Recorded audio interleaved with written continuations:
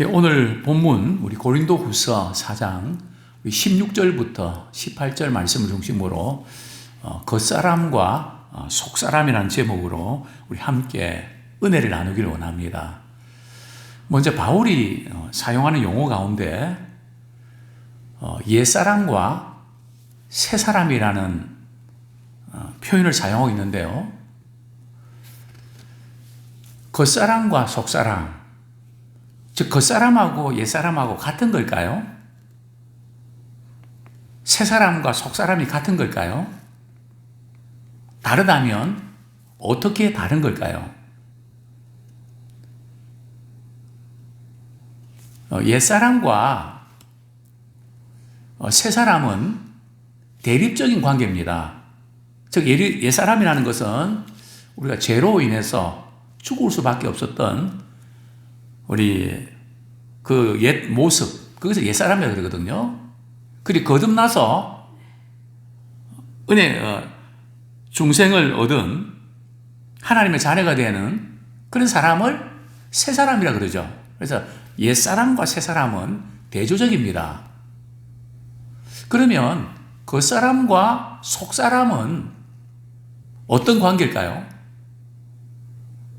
겉사람과 이 속사람은 대립관계가 아니고 같은 이렇게 연합되어 있는 그런 관계입니다. 우리가 자칫 잘못하면 우리 겉사람 우리가 무시해도 되고 그냥 우리가 속사람만 잘 이렇게 하면 된다. 이거 아닙니다. 신약에서 이 겉사람은 대단히 중요합니다. 그래서 자꾸 우리는 이원론적으로 우리 영적인 것을 우리가 사모하고 영혼이 잘 된 걸 초점 맞춰야 되는데 우리 이 겉사람의 어떤 이 부분들은 마치 그냥 죄를 짓는 것처럼 우리 겉사람의 그 살아가는 삶의 이런 부분에서는 뭐 그냥 함부로 해도 되고 그런 것처럼 하면 안 된다는 거죠. 그럼 겉사람은 뭘까요? 어떤 사람은 우리의 육체, 물론 우리의 육체가 겉사람이긴 한데요. 정말 죽음으로 우리가 이렇게 끝나는 그런 그 모든 것, 현세적인 삶을 살아가는 모습을 겉사람이라고 그럽니다. 물론 거기에는 우리 육체도 포함되고요. 또 우리의 명예도 포함되고 건강도 포함되고 우리가 갖고 있는 재물도 포함되고요. 그래서 그 사람은 우리가 현재 살아가는 삶과 관계된 모든 것. 그럼 우리 속사람은요, 구원받은 우리 성도, 즉 영혼이 잘 되는 것을 추구하는 그것이 속사람입니다. 이해가 되셨습니까? 겉사람과 옛사람은 다르다는 거 말씀을 좀 드렸고요. 제가 목회를 하면서 이제 나이 들어가는 분들 이렇게 여러 가지 유형들 발견하는데요. 세 부류의 신자가 있는 것 같습니다. 첫 번째 그 부류는 이 겉사람은 좀 번지르한데 말이죠. 속사람이 피폐한, 아니 뭐 속사람은 없는 것 같은, 영적으로는 전혀 반응을 나타내지 않는, 그냥 오로지 우리의 현재 살아가는 삶의 그 이야기들, 또 거기에만 관심 있는 그런 부류의 사람들이 교회에 오기도 합니다. 신앙생활 오래 하기도 합니다. 자, 두 번째 부류의 사람은 우리 겉사람. 이게 이제 나이가 들면 후피하거든요. 약해집니다. 이제 좀 뭐 무거운 것도 들고 조금 안 하던가 하면 결리기도 하고 뭐 다릅니다. 근데 이 겉사람은 후피하지만 그 사람이 이제 구피하는 반면에서 속사람도 아주 기력이 약한. 사실 이전에 우리 역삼동에 계실 때는 한 90% 이상이 말이죠. 다리도 아프고, 몸도 아프고, 눈도 어둡고 이러지만 그 권사님들, 그 속사람은 강했습니다. 얼마나 강했는지 모릅니다.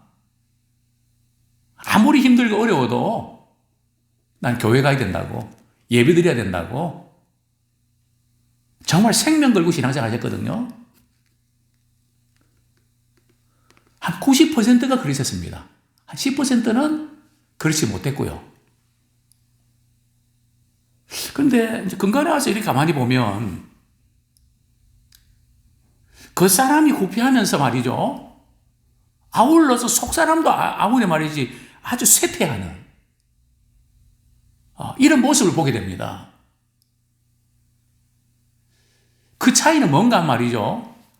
신앙생활을 어떻게 했는가에 따라서 차이가 납니다. 정말 몇 대 때 신앙생활 같이 하고 정말 변함없이 말이죠. 주님을 가까이 하고 이런 분들은 세 번째 부류의 신자입니다. 그 사람은 후패하지만 속 사람은 날마다 새로워집니다. 저는 그런 우리 성도들을 많이 만났습니다. 목소리도 말이죠. 늘 성경을 보면서 얼마나 강한지. 지금도 기억납니다. 90이 넘은 어느 권사님.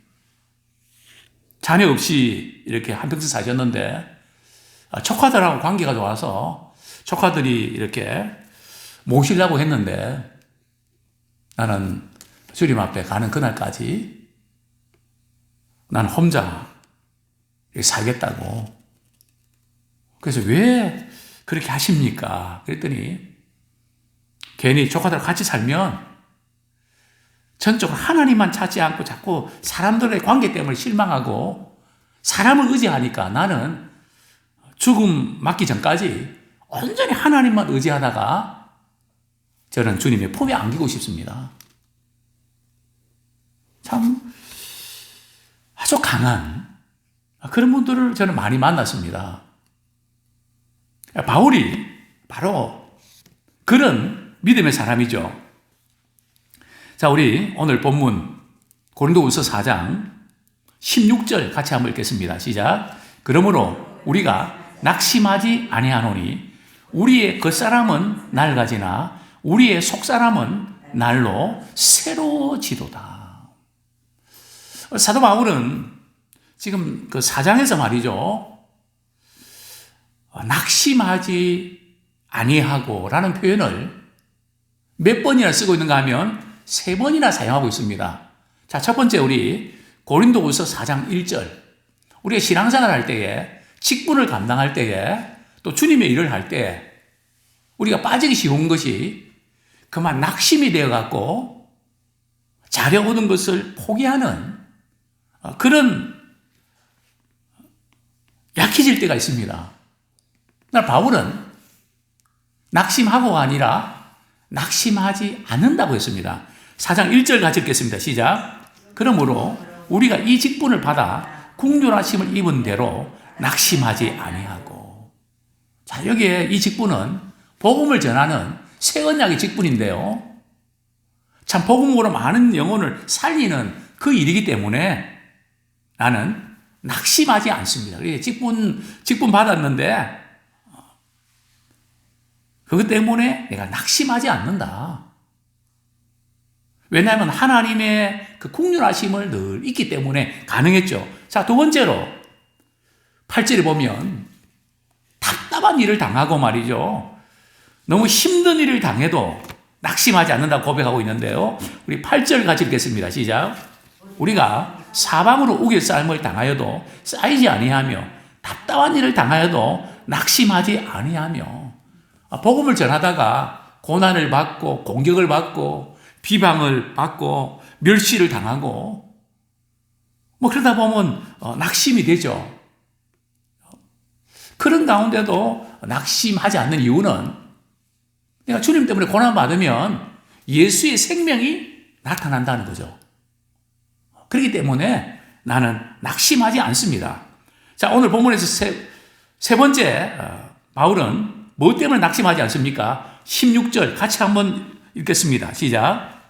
그러므로 우리가 낙심하지 아니하노니 우리의 겉사람은 낡아지나 우리의 속사람은 날로 새로워지는도다. 바울도 이제는 나이가 들어서 말이죠. 이 겉사람은 낡아지는, 참 겉사람이 약해지지 않습니까? 이전하고 다른 우리 건강 상태를 느끼지 않습니까? 우리가 성질을 부리는 것도 말이죠. 건강해야지 지탱하지. 힘이 없으면 신경질 내는 것도 말이고 건강하다는 사인입니다. 건강이 약하면 신경질도 부릴 힘이 없는 거예요. 왜냐하면 신경질 부리면 건강이 영 안 좋거든요. 확 떨어지니까요. 어떤 분은 당이 떨어진다 그러더라고요. 그래서 우리가 나이가 들면, 저도 이제 이렇게 걷다가 자꾸 부딪혀요. 그래, 아파요. 왜 내가 자꾸 부딪히냐. 속상하고 말이죠. 그 순간 좀 우울해지는, 야, 이게 이제 이래 되나. 나이 드신 분들이 참, 예수님 믿지 않는 사람들은 겉사람밖에 없으면 말이죠. 얼마나 허망하겠습니까? 내 인생은 참 이런 거구나. 소망이 없지 않습니까? 근데 우리 믿음의 사람들은 그 사람이 이렇게 쇠퇴하고 이래서 좀 속상한 거 있지만 우리는 반대로 말이죠. 속사람은 날로 새로워집니다. 하나님 그렇게 만드셨거든요. 참 그 사람은 약하지만 성령님께서 내 안에 계셔서 찬양 드리거나 정말 주님을 기쁘시게 하는 그런 일에는 더 강해지고, 우리 연세 드신 분들 보면 물질을 쓰는 것도 보면요, 항상 이제 이 순간이 마지막이다. 그래서 생명 걸고 정말 마음을 다해서 주님을 섬기는, 더 이상 기회가 안 올 수도 있는데 그런 마음으로 섬기는 것을 보게 됩니다. 왜냐하면 속사람은 날마다 새로워졌습니다. 우리 윤호재 권사님, 목사님 소원이 있습니다. 무슨 소원입니까? 태국 야수원 마을 내가 죽기 전에 한번 그 아이들 만나서 그렇게 보는 게 소원입니다. 코로나가 끝나면 우리는 반드시 갈 겁니다. 그 아이들도 보고요. 많이 컸을 겁니다. 그렇습니다. 참 기도하면서 구원하는 우리 아이들 보고 싶고 만나고 싶은, 얼마나 건강합니까? 지난번에 병원에 갈 때, 저기 이제 장례식에 갈 때죠. 예. 물어보시더라고요. 목사님, 사택 그 돈 마련되셨습니까? 제가 묻기도 좀 그렇고, 어떻게 되셨습니까? 그게 이제 신경이 쓰이신 거죠. 잘 해결됐습니다. 본인이 마음에 좀 이렇게 쓰고는 싶은데 어떻게 안 되고, 그러나 마음이 그게 어떤가. 정말 이 주님 피로 산 몸된 교회를 사랑하고 주의 종을 사랑하는 참 그런 그 마음 씀씀이 참 감동 아닙니까? 왜냐하면 속사람은 살아있어서 그렇죠. 주님이 기뻐하신 일이라면. 또 이제 우리 금년에는 우리 가을 과일 헌금을 우리가 따로 이렇게 안 하지 않았습니까? 개별적으로 안 했는데 좀 잘 안 들리시니까 이 과일이 있는 걸 보고 이 헌금 안 했다고 내가 깜빡했다고 사모님 돈 좀 빌려주시라고. 뭔가 교회에 뭐 있으면 다 그냥 챙기고. 왜 그랬습니까? 속 사람이 살아있으니까. 얼마나 귀한 일입니까? 그래서 우리 믿는 사람들은 참 그 사람은 약해지고 숨도 가쁘고 그렇지만 우리 속 사람은 주님을 기쁘시게 하는 그 영혼이 말이죠. 늘 주님을 향하고 교회를 향하는 그 마음은 날마다 새롭단 말이죠. 그게 얼마나 큰 축복인지 모릅니다. 바울이 왜 또 낙심하지 않는가 하는 두 번째 이거 나옵니다. 17절 말씀 우리 같이 한번 읽겠습니다. 17절 시작. 우리가 잠시 받는 환난에 경한 것이 지극히 크고 영원한 영광에 중한 것을 우리에게 이루게 함이니. 바울도 복음 전하다가 환난을 겪는 그 자체가 많이 힘든 것을 그는 압니다. 바울이 지금 받는 이 환난이 경하다고 했는데 우리가 고난을 당하는 사람한테 지금 당신 당하는 고난은 작은 겁니다. 그러면요 되게 기분 나쁩니다. 고난을 당하는 사람들은 크게 느껴지거든요. 길게 느껴집니다. 언제 이게 끝나나 암울하게 느껴집니다. 바울도 그렇게 고백하지 않습니까? 그 복음 전도 고난 받으면서 말이죠. 마음에 사형 선고 받는 것 같다. 살 소망이 끊어진 것 같다. 바울이 당하는 고난이 뭐 작아서 경하다 그렇게 표현한 건 아니고요. 바울은 엄청난 고난을 당했거든요. 근데 바울은 고난을 받아들이는 자세가 말이죠. 내가 지금 이런 힘든 고난을 내가 겪고 있지만 이 고난은 타이밍이 말이죠. 시간이 잠시라는 거. 우리가 주님 때문에 당하는 고난은 잠시 지나갑니다. 물론 당하는 동안은 길게 느껴질 수 있죠. 그러나 이것은 이 고난은 잠시라는 겁니다. 또 우리가 당하는 고난은 경한 것이다. 좀 가벼운 것이라는 거죠. 물론 그 고난을 당하는 사람들은 가볍다고 느끼지 않습니다. 무엇에 비해서 그렇다는 걸까요? 대조적으로 지극히 크고 영원한 영광에 중한 것을 우리에게 이루게 함이니. 즉 장차 우리에게 나타날 그 영광과 지금에 당하는 고난을 비교해 보니까 고난은 약하고 영광은 말이죠. 지극히 크다는 거죠. 즉 우리가 주님 때문에 당하는 고난 때문에 말이죠. 우리가 그것 때문에 받을 영광이 얼마나 큰지 모릅니다. 그걸 비교할 때에 바울은 내가 이런 고난 당하지만 앞으로 나에게 지극히 큰 영광과 상급이 준비되어 있어. 마치 말이죠. 운동선수가 메달을 따기 위해서 참 훈련하는 거 얼마나 힘듭니까? 또 우리 부모가 자녀들 키울 때 얼마나 많은 돈이 들어갑니까? 참 요즘 우리 아이들 말이죠. 영어 교육을 시키면 어려서부터 영어 뭐 이렇게 시키는데 말이죠. 한 달에 120만 원입니다. 그러니까 아이들이 지금 부모들이 말이에요. 아이들 교육비 때문에 교육비에 들어간 돈 때문에 돈이 없어요. 하나에 150 뭐 이렇게 들어가는데요. 작아야 100이거든요. 여차하면 뭐 200까지 갑니다. 월급 얼마 받는데. 정말 왜 그렇게 합니까? 정말 이 아이들에게 준 기회들을 통해서 말이죠. 이 아이들이 잘 되는 그것을 보고 싶어서 지금 좀 힘들지만 그렇게 고생하는 거 아닙니까? 장차 이들의 유익을 위해서 말이죠. 근데 우리가 주님 앞에 섰을 때에 그 영광은 지극히 크고요.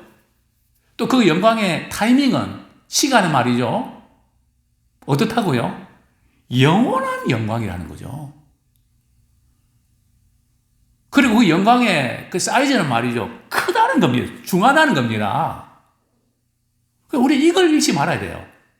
그래서 우리가 주님의 일에도 정말 우리가 주님의 우리 일이 뭔지, 물론 우리가 구원의 은혜 감격해서 주님을 사랑하는 마음으로 우리가 섬기지만, 우리가 주님의 일을 할 때 말이죠. 거기에 대한 상급과 그것이 영원히 계속되거든요. 그거 비교하면 우리는 거룩한 욕심을 가져야 됩니다. 바울은 이것을 아니까 나는 낙심하지 않습니다. 이게 두 번째 이유입니다. 자, 세 번째 이유, 18절 말씀 같이 읽겠습니다. 시작. 우리가 주목하는 것은 보이는 것이 아니요 보이지 않는 것이니 보이는 것은 잠깐이요 보이지 않는 것은 영원함이니라. 자, 우리가 이제 주목하는 거, 우리 믿음은 눈에 보이는 것이 아니고 눈에 보이지 않는 것입니다. 근데 세상은 모든 게 눈에 보이는 것, 그게 올인하거든요. 그냥 눈에 보이기에 좋은 거, 그럴듯한 거.